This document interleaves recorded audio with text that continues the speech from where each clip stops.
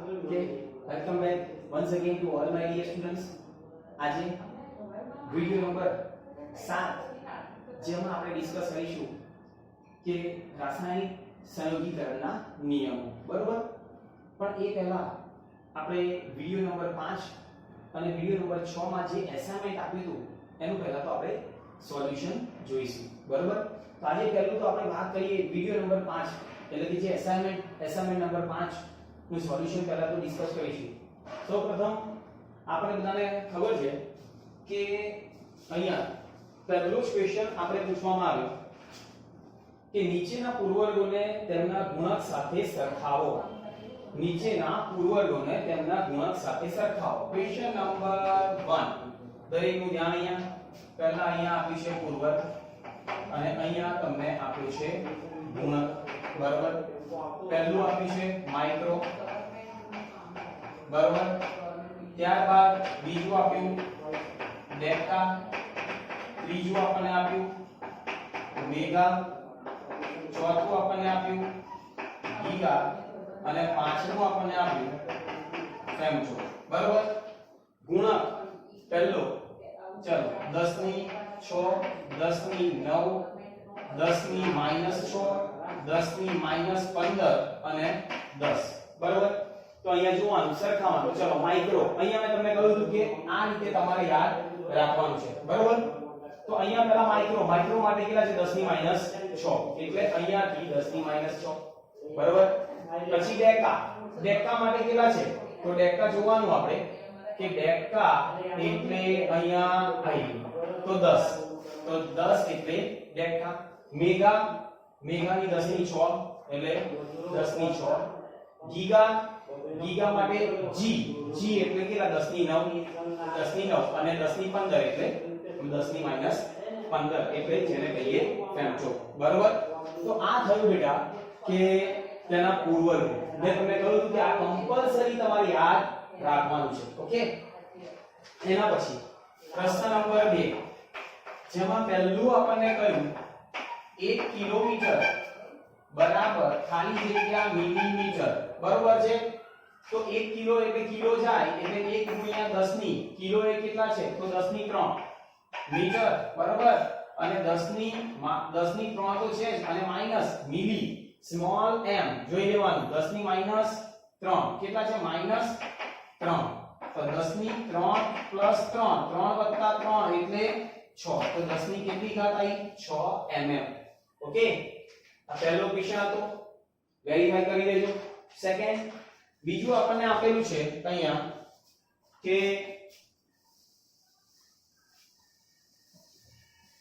એની અંદર જ second point આપણને આપ્યો કે બી 1 મિલીગ્રામ બરાબર ખાલી જગ્યા કિલોગ્રામ. મિલી જાય એટલે 1 ગુણ્યા 10 ની મિલી જાય એટલે 10 ની -3.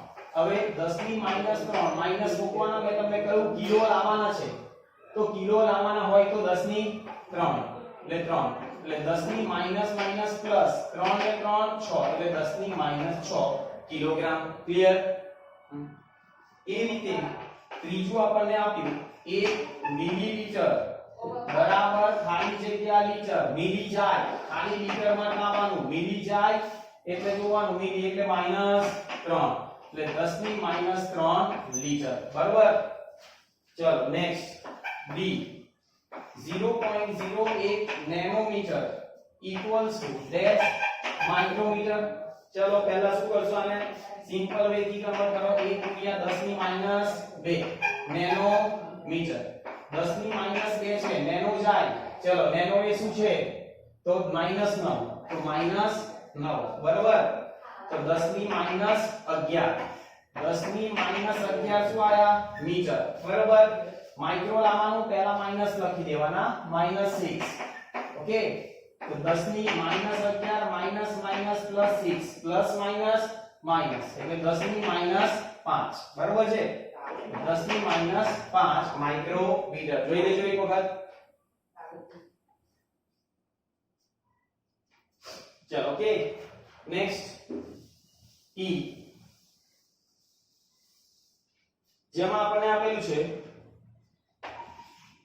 કે 10 MB બરાબર ખાલી જગ્યા GB બરાબર તો 10 MB એટલે 10 ગુણ્યા 10 ની m મેગા જાય કેટલા છે મેગા એટલે 10 ની 6 બાઈટ એટલે 10 ની આ 1 થઈ ગઈ એટલે 7 બાઈટ થઈ ગઈ 10 ની 7 માઈનસ g ગીગા લાવવાના ગીગા કેટલા છે g એટલે 10 ની 9 એટલે 9 10 ની માઈનસ 2 ગીગાબાઈટ એટલે 10 ની માઈનસ 2 ગીગાબાઈટ ઓકે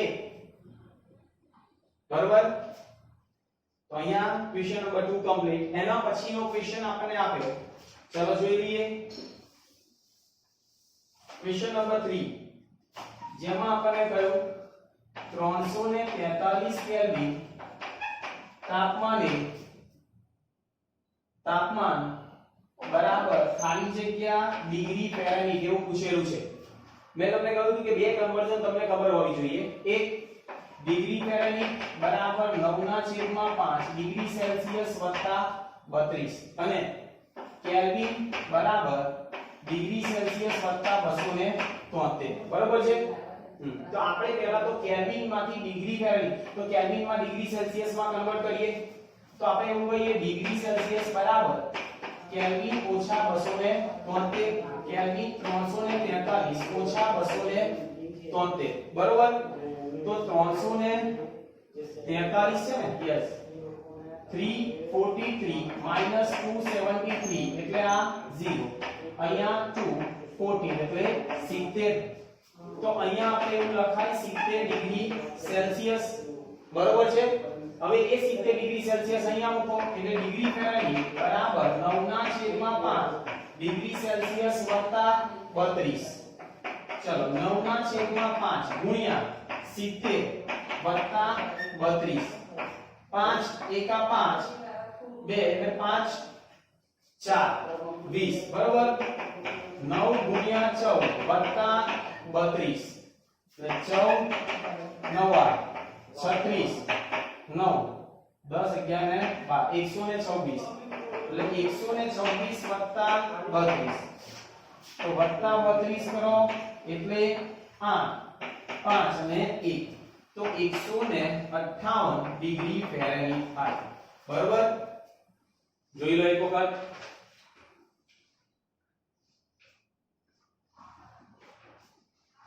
ઓકે ચલો આ ક્વેશ્ચન નંબર 3 હતો ક્વેશ્ચન નંબર 4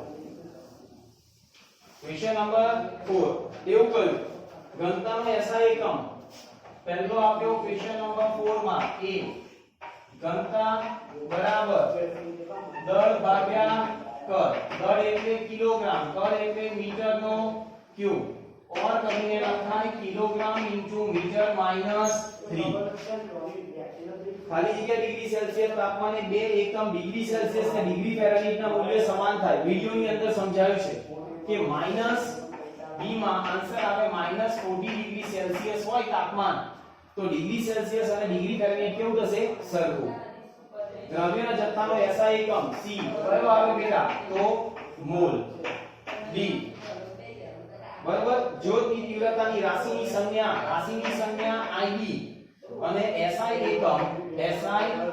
એકમ કયો થાય બેટા તો કેન્ડેલા CD બરાબર જેને આપણે નામ લખવાનું કહ્યું હોય તો કેન્ડેલા અહીંયા નામ કહ્યું છે તમને અને પાણીનું ઉત્કલન બિંદુ ફેરનહીટમાં એકમમાં કેટલું હશે તો અહીંયા ધ્યાન કે આપણે ફેરનહીટ એકમમાં તેનું ઉત્કલન બિંદુ છેલ્લો ક્વેશ્ચન આપણને પૂછ્યો કે ભાઈ પાણીનું ઉત્કલન બિંદુ એટલે અહીંયા લખીએ પાણીનું ઉત્કલન બિંદુ કેટલું છે તો 100 ડિગ્રી સેલ્સિયસ એનો મતલબ એવો થાય કે 100 ડિગ્રી સેલ્સિયસ તાપમાને પાણીની બાષ્પ એક વાર થાય છે કેટલું થાય છે બાષ્પ દબાણ એક વાર એટલા માટે તે તેનું ઉત્કલન બિંદુ બરાબર તો 100 ડિગ્રી સેલ્સિયસ ને શેમાં કન્વર્ટ કરવાનું છે તો ફેરનહીટમાં ચલો તો 100 ડિગ્રી સેલ્સિયસ બરાબર ખાલી જગ્યા ડિગ્રી ફેરનહીટ તો આપણે બધા જાણીએ છીએ કે ડિગ્રી ફેરનહીટ બરાબર 9/5 ડિગ્રી સેલ્સિયસ વત્તા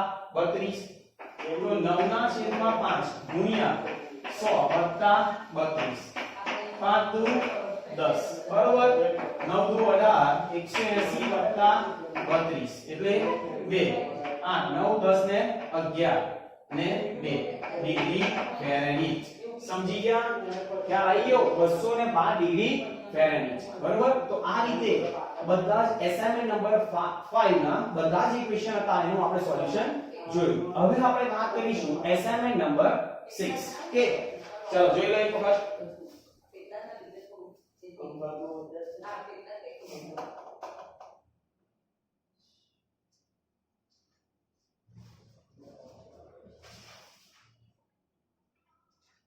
ઓકે ચલો હવે આપણે વાત કરીએ અસાઇનમેન્ટ નંબર 6 નું સોલ્યુશન જેમાં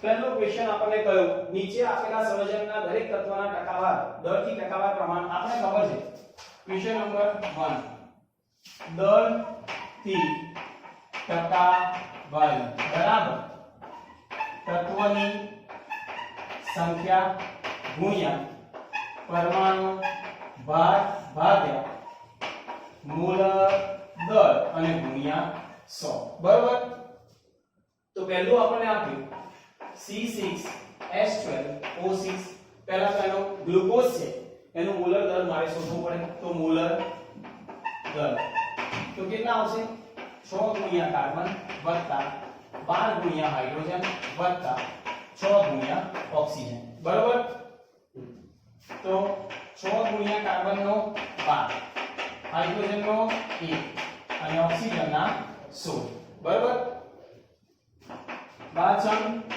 72 વત્તા 12 અને 16 36 96 ક્લિયર બધાનું એડિશન કરીએ 72 વત્તા 12 વત્તા 96 10 6 7 8 9 10 9 10 અને 10 ને હા બરાબર થયું C6H12O6 કે તો 10 ને 8 18 એટલે 180 ગ્રામ પ્રતિ મોલ બરાબર છે આ થયું મોલર દર હવે મારે તત્વની સંખ્યા શોધવી છે તો કાર્બનની ટકાવારી ચલો કાર્બનની સંખ્યા કેટલી છે તત્વો 6 ગુણ્યા 12 ભાગ્યા 180 ગુણ્યા 100 બરાબર ચલો એ રીતે એટલે જે જવાબ આવે તે આન્સર કે એવી રીતે હાઇડ્રોજનની ટકાવારી ચલો હાઇડ્રોજન કેટલા છે બેટા તો 12 ગુણ્યા 1 ભાગ્યા 180 ગુણ્યા 100 જે જવાબ આવે તે અને એ જ રીતે ઓક્સિજનની ટકાવારી એટલે અહીંયા ઓક્સિજન 6 ગુણ્યા 1 ભાગ્યા ગુણ્યા 16 ભાગ્યા 180 ગુણ્યા 100 જે જવાબ આવે તે 6 એટલે ઓક્સિજનની સંખ્યા 16 એટલે તેનો પરમાણુ ભાર અને 180 એટલે મોલર દર ગુણ્યા 100 એટલે કે સંયોજનમાં રહેલા દરેક તત્વની ટકાવારી આપણે કમ્પ્લીટ થઈ ઓકે જોઈ લો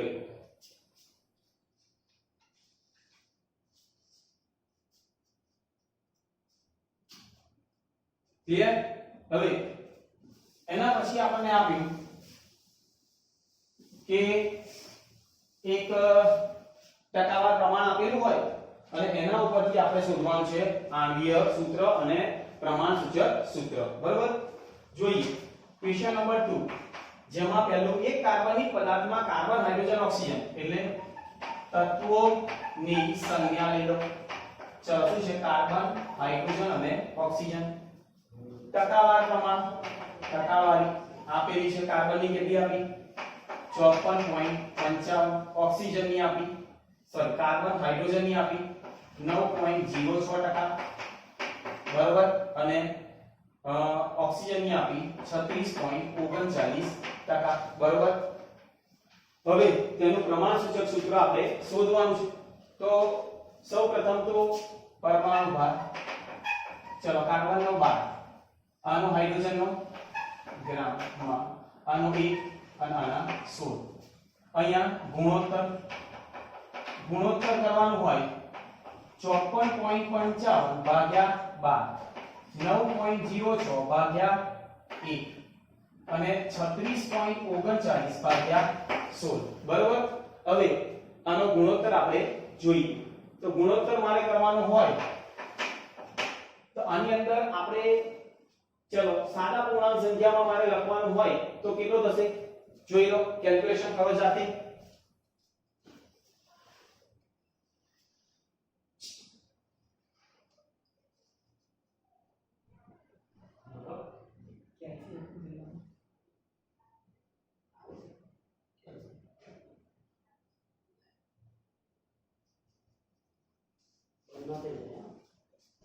चलो पहलू આપણે જોઈએ 54.55 ભાગ્યા કેટલા છે 12 કેટલા આયા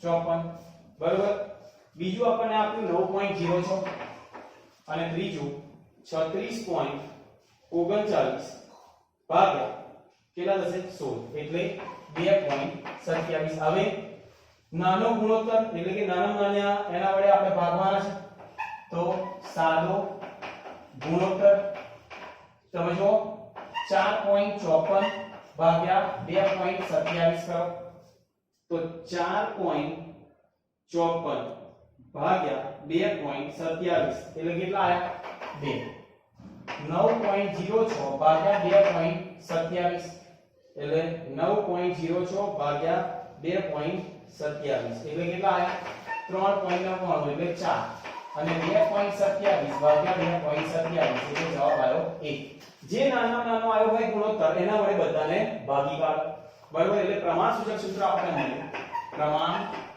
સૂચક સૂત્ર શું કહ્યું તો C2H4 અને O બરાબર હવે સૂત્ર દળ શોધો તો સૂત્ર દળ કેટલું થશે 2 ગુણ્યા કાર્બન વત્તા 4 ગુણ્યા હાઇડ્રોજન વત્તા 1 ગુણ્યા ઓક્સિજન 2 કાર્બનના 12 હાઇડ્રોજનનો 1 અને ઓક્સિજનના 16 બરોબર 12 * 24 વત્તા 4 વત્તા 16 કેટલા થયા તો 20 44 બરોબર છે 44 ગ્રામ એટલે કે ગ્રામ પ્રતિ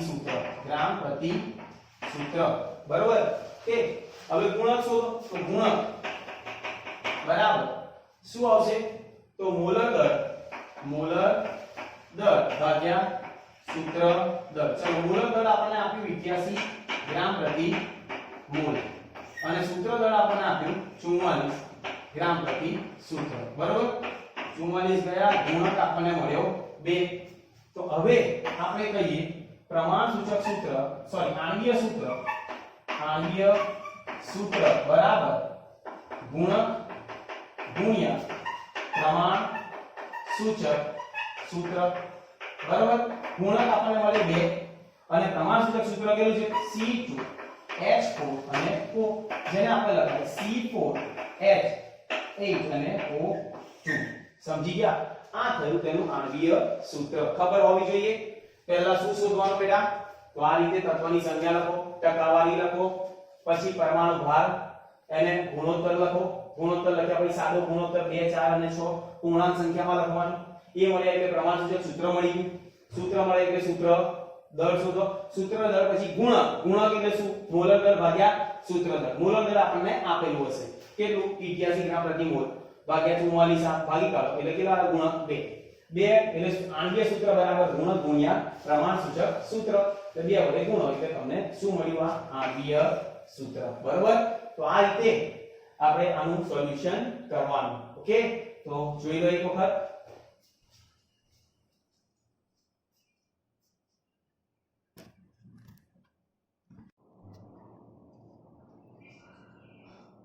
ઓકે તો હવે આપણે વાત કરીશું કે રાસાયણિક સહયોગીકરણના નિયમો બરાબર અહીંયા બોર્ડ ઉપર મેં પહેલા તો બધા જ રાસાયણિક સહયોગીકરણના નિયમો લખેલા છે ડેફિનેશન બરાબર અને પછી આપણે ઉદાહરણ થી આપણે એને સમજીશું ઇમ્પોર્ટન્ટ ટોપિક છે થોડો કોમ્પ્લિકેટેડ છે પણ સમજશો તો ઈઝી લાગશે ઓકે તો પહેલું તો તમે જુઓ કે જ્યારે કોઈ રાસાયણિક પ્રક્રિયા થતી હોય કોઈ બે પદાર્થો વચ્ચે પ્રયોગશાળામાં તેમાં બધા જ નિયમો આપણે લાગુ પાડીએ છીએ બરાબર જેમ કે પહેલો જ નિયમ આપ્યો, દરેકનું ધ્યાન અહીં આ બેટા, કે દ્રવ્ય સંચયનો નિયમ.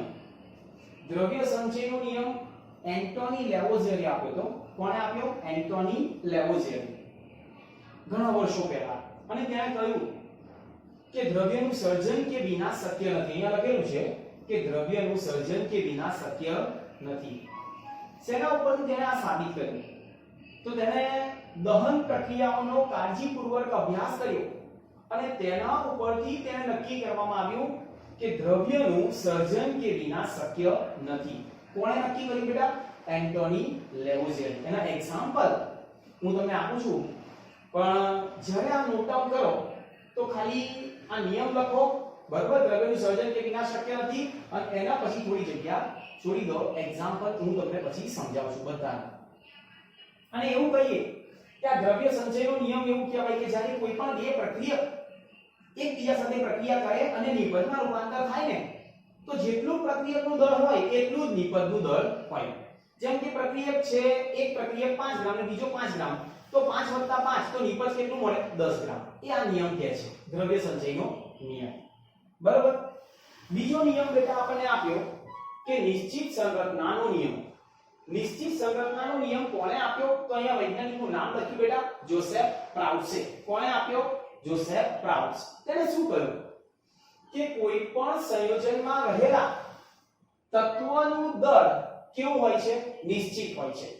એટલે સંયોજનમાં રહેલા દરેક તત્વોનું દળ નિશ્ચિત હોય છે. આવું કોણે કહ્યું? તો જોસેફ પ્રાઉસે, જેને આપણે નિયમ કહીએ છીએ નિશ્ચિત સંરચનાનો નિયમ. બરાબર? જેમાં તેને એક્ઝામ્પલ લીધો અહીંયા ક્યુપ્રિક કાર્બોનેટનો, અને કુદરતી અને સંશ્લેષિત રીતે જ્યારે ટકાવાર પ્રમાણ જોયું આ સંયોજનમાં રહેલા કોપર, કાર્બન અને ઓક્સિજન, તો કેવા મળ્યા? સરખા. અને એના ઉપરથી તેણે આ નિયમ આપ્યો કે સંયોજનમાં રહેલા દરેક તત્વનું દળ નિશ્ચિત હોય. જેમ કે પાણી છે H2O, તો 2 ગ્રામ હાઇડ્રોજન તો 16 ગ્રામ ઓક્સિજન. બરાબર? ઓકે, એ આપણે એક્ઝામ્પલમાં જોઈએ છે. ઓકે, એના પછી ત્રીજો નિયમ બેટા આપ્યો, ગુણક પ્રમાણનો નિયમ. કોણે આપ્યો? તો ડાલ્ટને. ડાલ્ટને શું કર્યું? જો બે તત્વો સંયોજન થઈ અને એક કરતા વધારે સંયોજન બનાવે, બે તત્વો સંયોજાય છે અને એક કરતા વધારે સંયોજન બનાવે છે, તો જેમાં એક તત્વનું દળ નિશ્ચિત હોય છે અને બીજા તત્વનું દળ નાની પૂર્ણાંક સંખ્યા દ્વારા દર્શાવવામાં આવે. જેમ કે એક એક્ઝામ્પલ લો બેટા, આપણે એક્ઝામ્પલ જોઈએ છે કે H2 + O2 gives H2O2 અને H2 + 1/2O2 gives H2O. તો બંનેની અંદર સંયોજન કોણ હતું? હાઇડ્રોજન અને ઓક્સિજન. બરાબર? પણ એક કરતા વધારે સંયોજન બનાવ્યા. એકમાં બન્યું પાણી અને બીજામાં બન્યું હાઇડ્રોજન પેરોક્સાઇડ. બરાબર? આ નિયમ સમજાવે છે. ઓકે, એના એક્ઝામ્પલ્સ આપણે જોઈએ છે. ત્યારબાદ આપણે વાત કરીએ સંયોજિત ભારનો નિયમ. સંયોજિત ભારનો નિયમ શું કહે છે? જો બે તત્વના ભાર અથવા તેના સાદા ગુણક દળ ત્રીજા તત્વના સમાન ભાર સાથે પ્રક્રિયા કરે, તો તે બંને તત્વો એકબીજા સાથે પ્રક્રિયા કરે છે. જેમ કે હાઇડ્રોજન અને ક્લોરીન એકબીજા સાથે પ્રક્રિયા કરી, શું બન્યું? Hydrochloric acid. પણ આની અંદર પ્રક્રિયા કરી તો શું બન્યું બેટા? Cl2O. તો આ સમાન ભાર એકના કરીએ તો 35.5 કરું તો આ કેટલા થઈ ગયા? 8. તો 1:8 થશે. હાઇડ્રોજન અને ઓક્સિજનનું પ્રમાણ કેટલું થાય? 1:8. બરાબર? એ સમજાવે છે. ગેડ્યુસેફનો નિયમ એવું કહ્યું કે રાસાયણિક પ્રક્રિયામાં જો વાયુઓ સંયોજાય અથવા તો ઉત્પન્ન થતા હોય, રાસાયણિક પ્રક્રિયામાં જો વાયુઓ સંયોજાય અથવા તો ઉત્પન્ન થાય, તો તેની અંદર જો સમાન તાપમાન અને દબાણ હોય તો તેના કદનો સાદો ગુણોત્તર દર્શાવવામાં આવે. એટલે કદનો સાદો ગુણોત્તર કોના વચ્ચે? તો પ્રક્રિયક અને નિપજ વચ્ચે સાદા ગુણોત્તર દ્વારા દર્શાવવામાં આવે. એક્ઝામ્પલ જોઈએ એટલે આપણને ખ્યાલ આવશે. અને છેલ્લું કહ્યું છે કે સમાન તાપમાન એવોગેડ્રોનો નિયમ અને દબાણે વાયુના સમાન કદ હોય તો તેના એટલે કે અણુઓની સંખ્યા પણ કેવી હોય? સરખી. એક્ઝામ્પલ જોઈશું એટલે બધું ખ્યાલ આવશે. આ બધા ફક્ત નિયમ હતા. આ નિયમ તમે પહેલા નોટ ડાઉન કરો અને પછી નિયમ લખ્યા પછી મેં તમને કહ્યું થોડી બધામાં જગ્યા છોડો જેથી એક્ઝામ્પલ એના લખાય. બુકમાં આવા કોઈ જ એક્ઝામ્પલ આપેલા નથી, પણ અહીંયા આપણે એક્ઝામ્પલ દ્વારા સમજીશું દરેક નિયમને. બુકમાં આટલું આપેલું છે કે ભાઈ દ્રવ્ય સંચય, દ્રવ્ય સર્જન કે વિનાશ શક્ય નથી. નિશ્ચિત સંરચના, કોઈ પણ સંયોજનમાં રહેલા તત્વોનું દળ નિશ્ચિત હોય છે. ગુણક પ્રમાણ કે જ્યારે કોઈ પણ બે તત્વો સંયોજાય અને એક કરતા વધારે સંયોજન બનાવે તો તેમાં એક તત્વનું દળ નિશ્ચિત અને બીજા તત્વનો દળ નાની પૂર્ણાંક સંખ્યા દ્વારા દર્શાવવામાં આવે છે. ત્યારબાદ જો બે તત્વોના ભાર અથવા તો તેના સાદા ગુણોત્તર એકબીજા સાથે સંયોજાય છે ત્યારે તે ત્રીજા તત્વના સમાન ભાર સાથે તે પ્રક્રિયા કરે તેવું આપણે કહેવાય. તો એ બંને તત્વો એકબીજા સાથે પ્રક્રિયા કરે છે. એના પછી રાસાયણિક પ્રક્રિયામાં જો વાયુ સંયોજાય અથવા તો ઉત્પન્ન થાય તો સમાન તાપમાન અને દબાણે આપણે એવું કહેવાય છે કે તેમના કદ સાદા ગુણોત્તર દ્વારા દર્શાવવામાં આવે છે. અને છેલ્લો નિયમ કે સમાન તાપમાન અને દબાણે તેનું જો સમાન કદ હોય ને તો તેમાં રહેલા અણુઓની સંખ્યા પણ કેવી હોય છે? સમાન. આ બધા નિયમો આપણે જોયા જેને આપણે કહીએ રાસાયણિક સંયોગીકરણના નિયમો. થોડું કોમ્પ્લિકેટેડ છે પણ ધ્યાનથી સમજશો તો બધું આવડશે. ઓકે, ચાલો જોઈ લઈએ.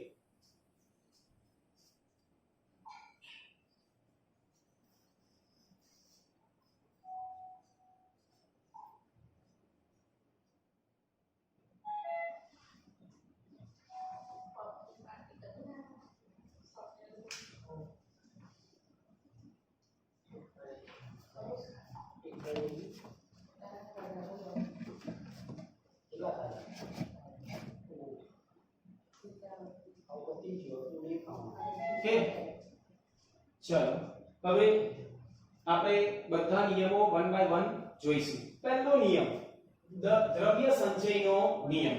આનો રબ કરી દઉં છું,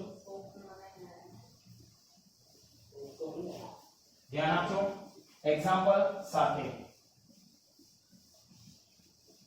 દ્રવ્ય સંચયનો નિયમ શું કરે કે જ્યારે કોઈ પણ બે પદાર્થ એકબીજા સાથે સંયોજાય તો તેમનું કુલ દળ એ નિપજના દળ જેટલું હોય છે. જેમ કે એક એક્ઝામ્પલ લો કે દાખલા તરીકે A અને B આ પ્રક્રિયા છે. બંને એકબીજા સાથે સંયોજાયા તો અહીંયા શું મળ્યું? C નિપજ મળી.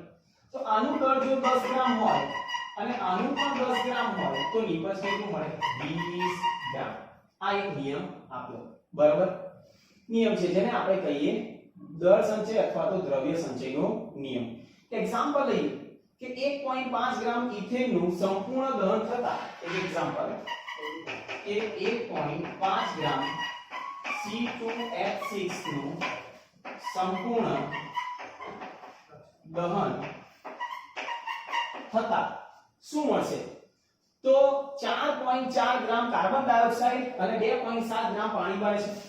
4.4 ગ્રામ CO2 અને 2.7 ગ્રામ H2O ઉત્પન્ન થાય. તો આ પ્રક્રિયા કયા નિયમને અનુસરે છે? તો આ પ્રક્રિયા કયા નિયમ ને અનુસરે? હવે દરેકનું ધ્યાન અહીંયા. સૌપ્રથમ તો આપણને શું આપ્યું કે પહેલા પ્રક્રિયા લખવી પડે. કોનું દહન કર્યું? ઇથેનનું. તો જેમ કે આપણે પ્રક્રિયા લખીએ કે C2H6 કોની હાજરીમાં? ઓક્સિજનની હાજરીમાં દહન થાય. મળે શું? CO2 H2O. સૌપ્રથમ તો પ્રક્રિયાને સંતુલિત કરતા આવડતું હોવું જોઈએ અને 2 વડે ગુણ તો 2 દુ 4 તો આ કેટલા થશે? 4 6 દુ 12 તો અહીંયા 6 6 અને 8 એટલે 7 દુ 14. આ એક પ્રક્રિયા સંતુલિત થઈ. શું થયું? સંતુલિત. હવે આપણને અહીંયા આપ્યું છે આનું વજન કેટલું આપ્યું? 1.5 ગ્રામ. દરેક વિદ્યાર્થી ધ્યાન અહીંયા આપે. આનું વજન પણ મને આપ્યું 4.4 ગ્રામ અને આનું વજન આપ્યું 2.7 ગ્રામ. એક સિમ્પલ વસ્તુ આપણે ધ્યાન આપો કે તમને આ ઓક્સિજનનું વજન આ બેનો સરવાળો અને આ બેનો સરવાળો કેવો મળતો હોવો જોઈએ? સરખો. તો એ કયા નિયમને અનુસરે? દ્રવ્ય સંચયનો નિયમ. બરાબર? તો કેવી રીતે આપણને ખબર પડે? તો મેં તમને કહ્યું હતું કે આ ગ્રામ વજન આપ્યું તેને મોલમાં કન્વર્ટ કરો. ચલો તો C2H6 ના મોલ. મોલ એટલે શું? દળ ભાગ્યા આનું ભાર. દળ કેવું છે? 1.5. આનું ભાર કેટલો? 12 દુ 24 24 + 3 એટલે 30. એટલે આને એવું લખાય 15 ભાગ્યા 300. એટલે કેટલા મોલ થશે બેટા? તો આપણને ખબર હોય કે 15 ભાગ્યા 300 કરીએ એટલે કેટલા મોલ આયા? તો 0.05 મોલ. 0.05 મોલ. હવે ધ્યાન આપજો. તો એવું કહીએ કે 2 મોલે ઓક્સિજન કેટલું જોઈએ? 7 મોલ. અહીંયા તમને આપ્યું છે કે દાખલા તરીકે 4.4 ગ્રામ કા તો 2 મોલ ઇથેન હોય તો કેટલા મોલ ઓક્સિજન જોઈએ 2 મોલ ઇથેન C2H5 બરાબર 7 મોલ O2 તો આપણને કેટલા મોલ મળ્યા ઇથેન તો 0.05 મોલ ઇથેન તો કેટલા મોલ O2 બરાબર છે કે JEE અને નીટ માટે કમ્પલસરી ઇમ્પોર્ટન્ટ બરાબર તો 0.05 ગુણ્યા 7 ભાગ્યા 2 ઓકે તો આનો જવાબ આવશે 7 ના છેદમાં 40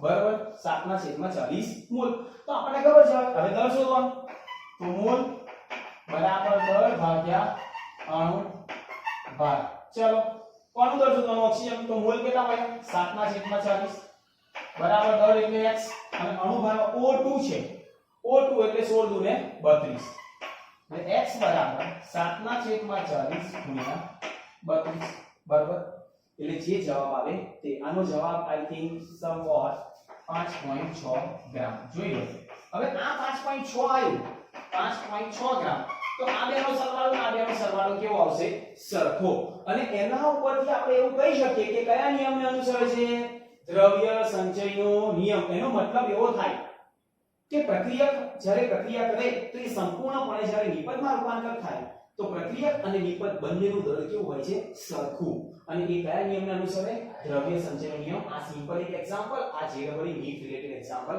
આવી રીતે પૂછાય કે જોઈ લો એક વખત નોટ ડાઉન કરી લો ચલો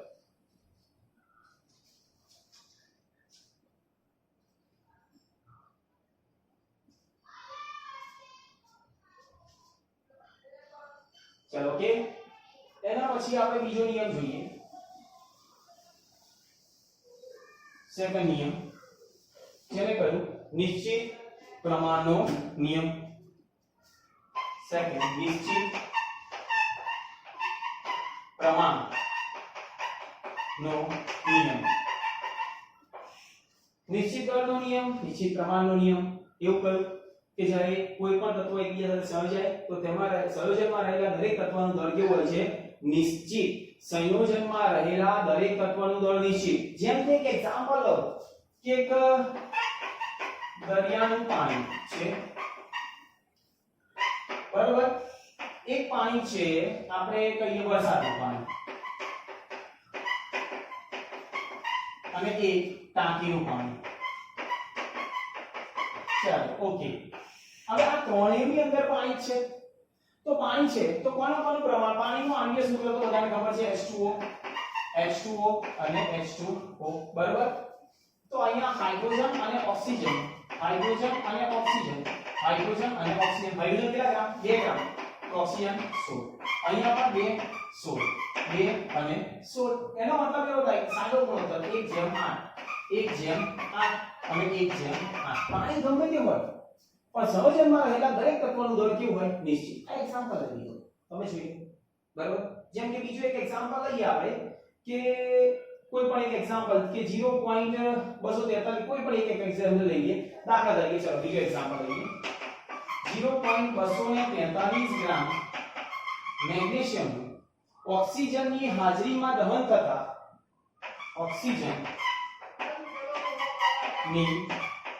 હાજરીમાં દહન થતા 0.4010 ગ્રામ MgO બને 0.4030 ગ્રામ શું મળ્યું MgO આ એક એક્સપેરિમેન્ટ થયો એક્સપેરિમેન્ટ નંબર 1 એવી જ રીતે એક્સપેરિમેન્ટ નંબર 2 કરીએ તમે જો દહન કરીએ 0.182 કોઈ પણ લઈએ 182 ગ્રામ MgO ઓક્સિજનની હાજરીમાં દહન થતા MgO કેટલા 0.302 ગ્રામ 302 ગ્રામ શું મળ્યું MgO તો Mg અને O નો ગુણોત્તર કેવો હોવો જોઈએ સરખો તમે જો કે પહેલો એક્સપેરિમેન્ટ અહીંયા એક્સપેરિમેન્ટ નંબર 1 માં Mg અને O આપેલા છે અને અહીંયા એક્સપેરિમેન્ટ નંબર 2 ધ્યાન આપજો ચલો એકમાં કેટલું છે Mg 0.243 અને અહીંયા MgO આપણને મળ્યું કેટલું 0.4030 આ કેટલું છે 0.182 તો આ કેટલું મળ્યું 0.302 બરાબર તો આ બે માં બાદબાકી કરો એટલે ઓક્સિજન એટલું મળવાનું છે કેટલું મળશે 0.160 160 સમવોટ બરાબર અને બીજામાં 0.140 140 આ બેને માઈનસ કરો એટલે ઓક્સિજન આ બેનો સરવાળો એટલે આટલું મળી ગયું MgO હવે Mg અને O નો ગુણોત્તર મારે શોધવાનો હોય તો Mg અને O નો ગુણોત્તર કેટલો થાય Mg અને O નો ગુણોત્તર આના ભાગ્યા આ કરો તો આપણે એવું કહીએ 0.243 ભાગ્યા 0.160 એટલે આ ગુણોત્તર કેટલો આવશે તો બધામાં ગુણોત્તર આવે 3:2 આની અંદર પણ આપણે એક્સપેરિમેન્ટ એક હોય કે એક્સપેરિમેન્ટ બે હોય તો એનો ગુણોત્તર કેટલો આવે 3:2 છે એટલે એવું કહ્યું કે જ્યારે કોઈ પણ સંયોજન થતું હોય ને તો તેની અંદર રહેલા દરેક તત્વનું દળ કેવું હોય છે બેટા નિશ્ચિત હોય છે કેવું હોય છે નિશ્ચિત આ ખબર હોવી જોઈએ ચલો નોટ ડાઉન કરી લો એક્ઝામ્પલ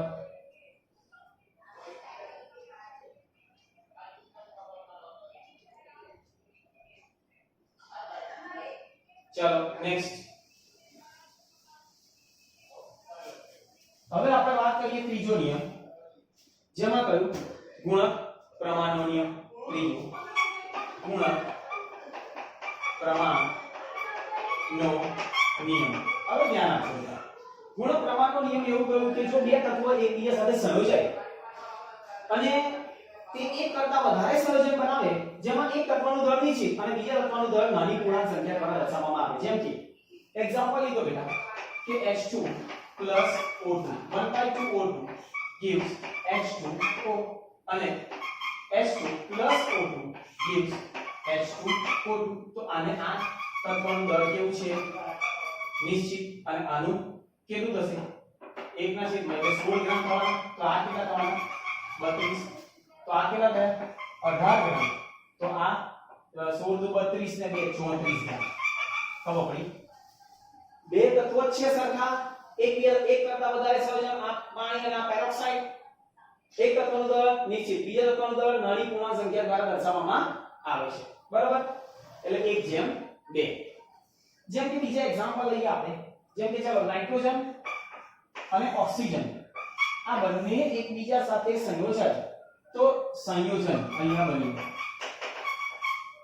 ચાલો પહેલું નાઇટ્રોજન અને ઓક્સિજન કયા કયા સંયોજન બનશે N2O બીજું સંયોજન આપણે બનશે NO પછી N2O3 N2O4 અને N2O5 બરાબર ખાસ ધ્યાન સોરી N2O3 NO2 આવશે NO2 ઓકે હવે અહીંયા ઓક્સિજનનું પ્રમાણ કેટલું હોય બેટા તો અહીંયા આ છે 16 તો નાઇટ્રોજનનું પ્રમાણ 14 દુ 28 બરાબર ચાલો હવે નાઇટ્રોજનનું પ્રમાણ સરખું જ લેવાનું છે બદલાવાનું નથી આ કેટલા છે નાઇટ્રોજન 14 છે પણ મારે 16 એટલે બે વડે ગુણી કરવાને તો આ બે વડે ગુણો એટલે એનો મતલબ એવો થયો કે નાઇટ્રોજન કેટલા થઈ ગયા 28 તો ઓક્સિજન 16 ને 32 બરાબર હવે અહીંયા નાઇટ્રોજન તો 28 છે તો ઓક્સિજન તો 16 તરી તો 16 તરી કેટલા થશે તો 48 બરાબર તો એ આપણને ખબર હોય છે ખોટી અહીંયા નાઇટ્રોજન નથી કેટલા લેવાના 2 ચાલો તો આ 28 તો આ કેટલા 14 એટલે 64 નાઇટ્રોજન 2 છે 28 5 છે તો 16 50 તો 80 બરાબર તો આ રીતે તમે જો એક તત્વનું દળ નિશ્ચિત બીજા તત્વનું દળ નાની પૂર્ણાંક સંખ્યા દ્વારા દર્શાવવામાં આવે અને એક કરતા વધારે સંયોજન બને પણ કયા બે સંયોજાયા નાઇટ્રોજન અને ઓક્સિજન બરાબર તો આ નિયમને આપણે કહીએ ગુણક પ્રમાણનો નિયમ ઓકે જોઈ લો એક વખત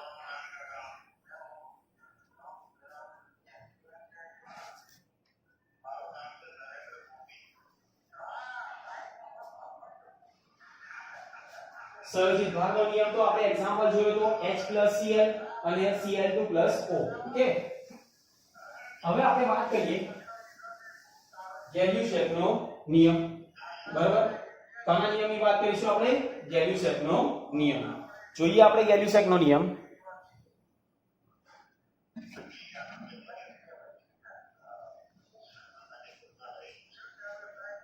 ચલો નેક્સ્ટ ગેલ્યુસેક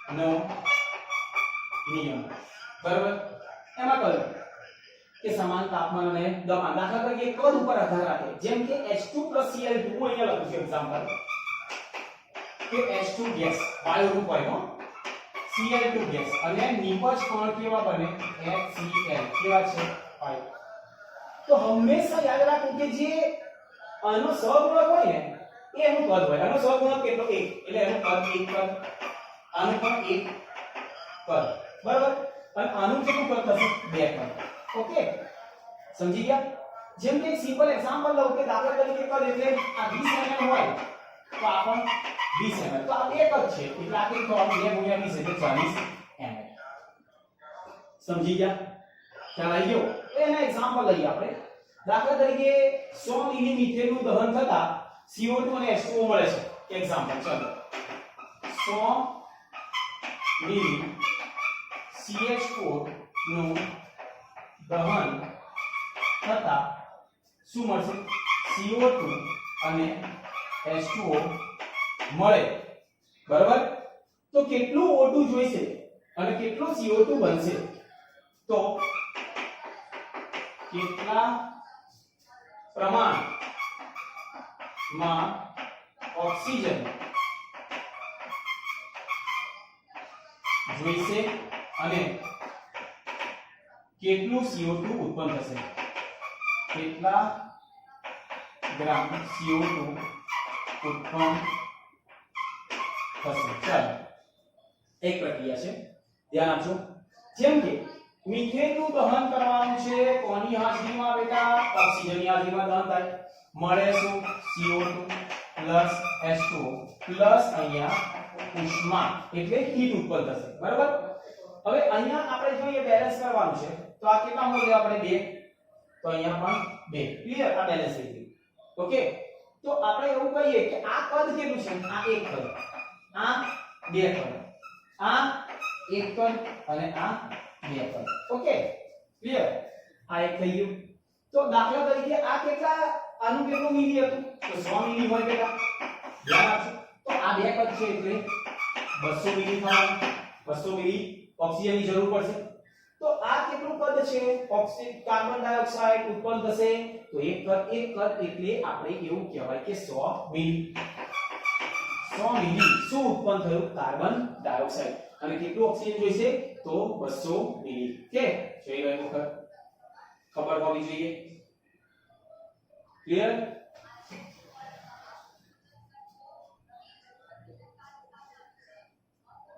સમજી ગયા કે ચલો નેક્સ્ટ છેલ્લો એક્ઝામ્પલ જેને આપણે કહીએ એવોગેડ્રોનો નિયમ જોઈએ છેલ્લો